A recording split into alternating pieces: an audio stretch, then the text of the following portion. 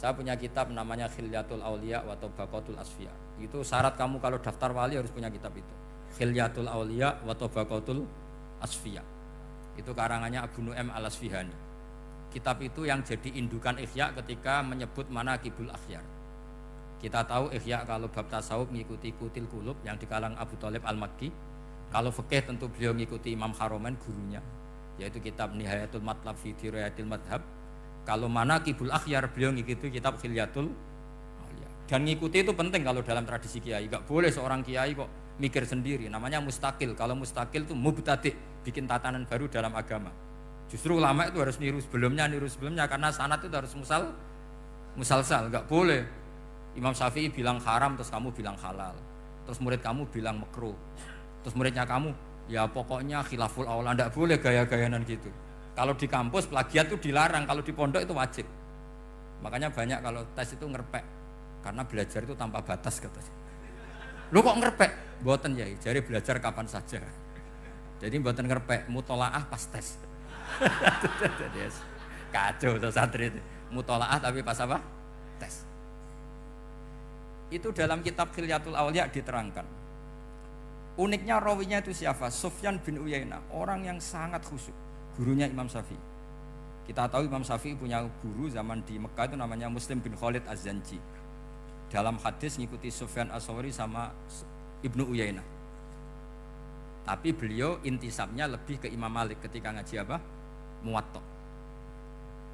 Terus beliau punya guru usul fikih namanya Muhammad bin Hasan Asy-Syaibani. Itu Sufyan bin Uyainah dalam kitab itu diceritakan pernah suatu saat Isa sama Yahya. Ini supaya saya tahu fikihnya Mbah Mun, fikihnya Mbah Mus. Isa sama Yahya itu satu nabi yang sama-sama muda, yang satu angkatan. Saya berkali-kali cerita, nabi yang satu angkatan itu ada 3. Tapi yang 2 ini enggak level, yaitu Ibrahim dan Lut. Tapi enggak level karena Lut itu adalah pernah keponakan siapa? Ibrahim. Musa dan Harun, tapi Harun itu enggak levelnya Musa karena dia jadi nabi berdasar proposal Nabi Musa. Jadi Nabi Musa itu alsak, agak pelak. Sehingga beliau kalau menjelaskan kesulitan, terus pakai jubir. Makanya kemarin-kemarin itu ada wali yang kalau ngomong pakai apa? Jubir.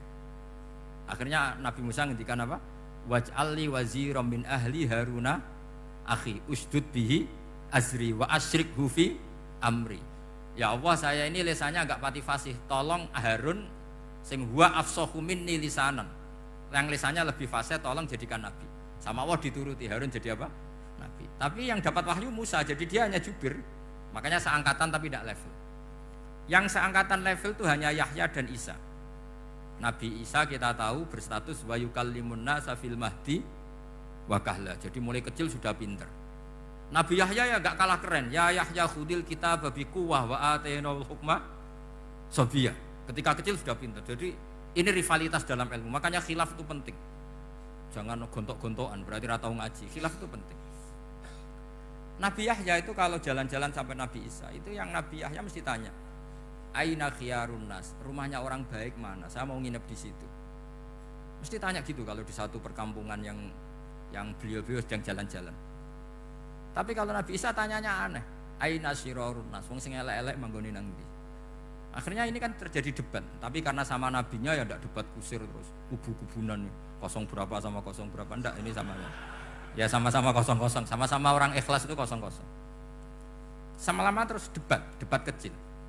Kenapa kamu tanya aina khiyarun nas?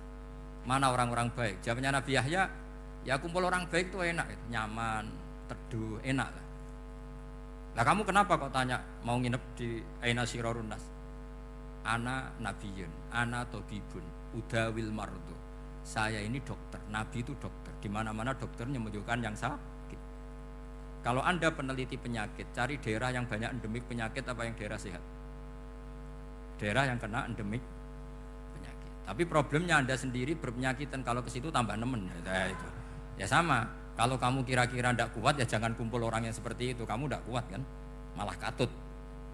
Tapi fikih-fikih kiai-kiai kita, guru-guru kita, berteman orang macam-macam tenang saja. Karena mereka kekuatan kesalehannya sudah absolut, sudah kuat sekali. Ya tentu bi'aunillah wa bitaufiqi. Sehingga kamu tidak usah meki para guru-guru kita. Saya pernah didhawuhi Mbah Mun. Ya cung ya aku wis ketemu Megawati. Piye-piye Indonesia kudu damai. Engko nak tukaran ya repot. Jane yo piye? Aku yo kiai.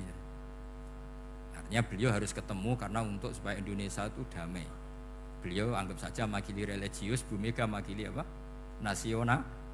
Dan Indonesia damai itu kalau ada kerjasama antara kaum nasionalis dan kaum apa? Religi. Jadi yang namanya damai itu penting sekali. Sampai Rasulullah itu pernah berdamai sama orang yang jelas-jelas kafir. Apalagi Indonesia belum sampai seperti itu. Yaitu kita tahu dalam Sulhul Hudaybiyah Nabi berakad damai sama Suhail bin Amr padahal kafir.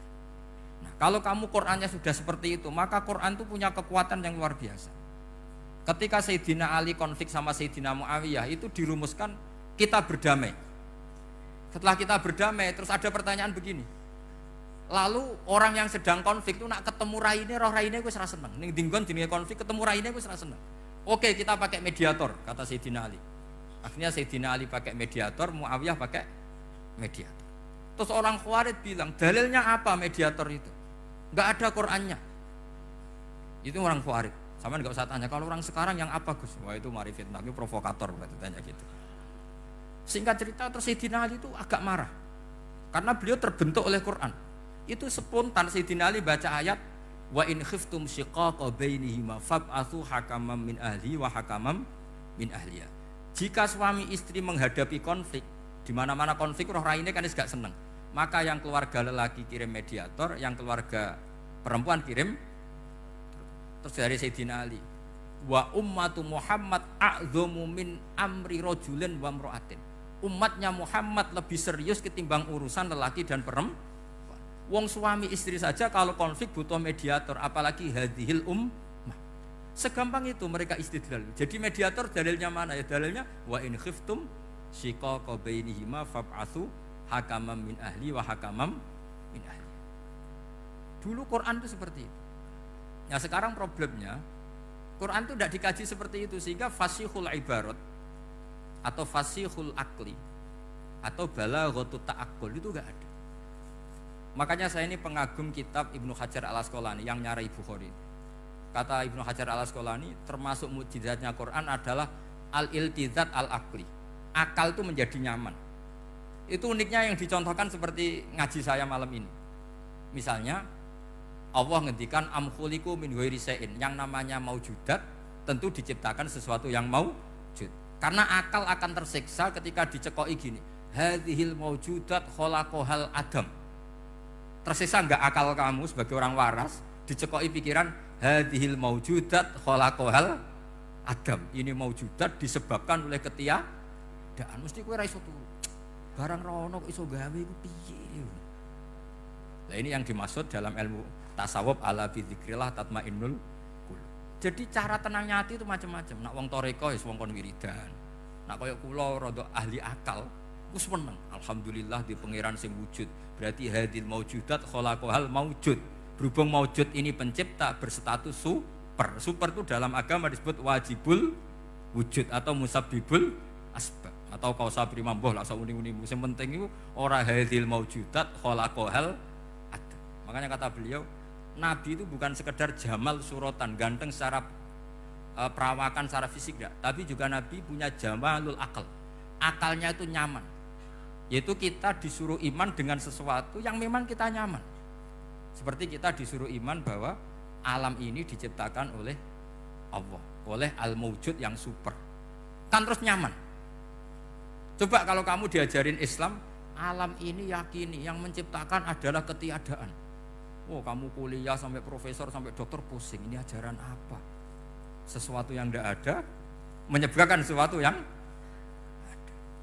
Yaitu namanya termasuk ajaran ini indah karena ada al-iltizat al-aqli. Kenyamanan apa? Berpikir. Karena